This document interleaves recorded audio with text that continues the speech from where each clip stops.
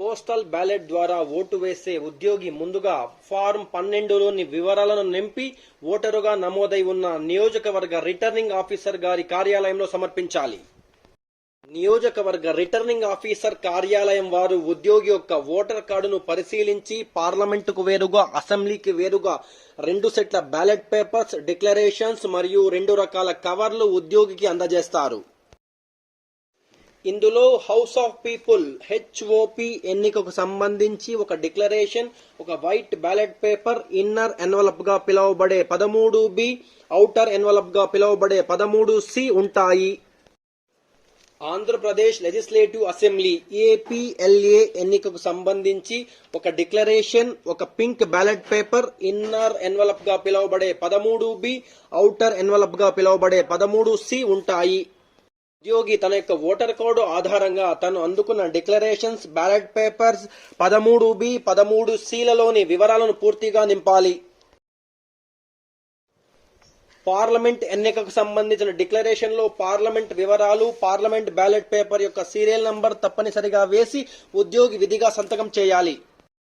Parliament ballot paper లో మీ voter కార్డులోని part number మరియు serial number తప్పనిసరిగా నమోదు చేయాలి.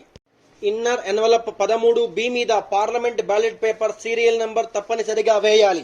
ఔటర్ ఎన్వలప్ 13C మీద అన్ని వివరాలు నింపి ఉద్యోగి తన సంతకం తప్పనిసరిగా చేయాలి. అసెంబ్లీ ఎన్నికకు సంబంధించిన డిక్లరేషన్ లో అసెంబ్లీ వివరాలు, అసెంబ్లీ బ్యాలెట్ పేపర్ యొక్క సీరియల్ నంబర్ తప్పనిసరిగా వేసి ఉద్యోగి విధిగా సంతకం చేయాలి.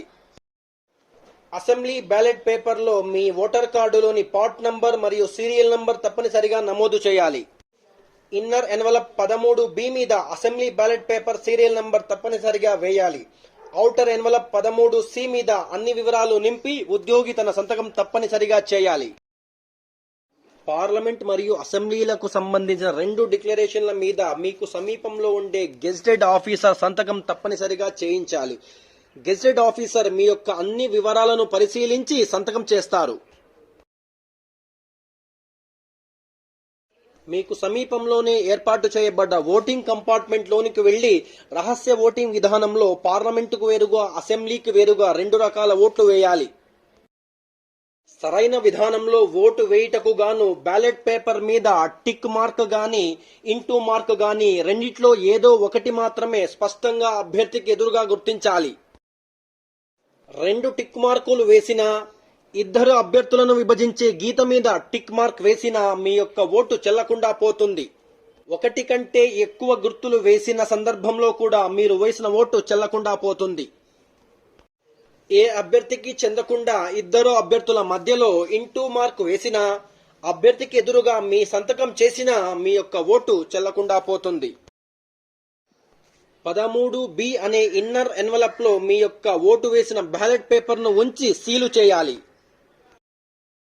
తరువాత డిక్లరేషన్ ను 13C అనే ఔటర్ ఎన్వలప్ లో ఉంచి అదే 13Cలో సీలు చేసిన 13B ను ఉంచి మరలా సీలు చేయాలి. ఇదే విధానంలో అసెంబ్లీకి సంబంధించిన బ్యాలెట్ పేపర్లను కూడా సీలు చేయాలి.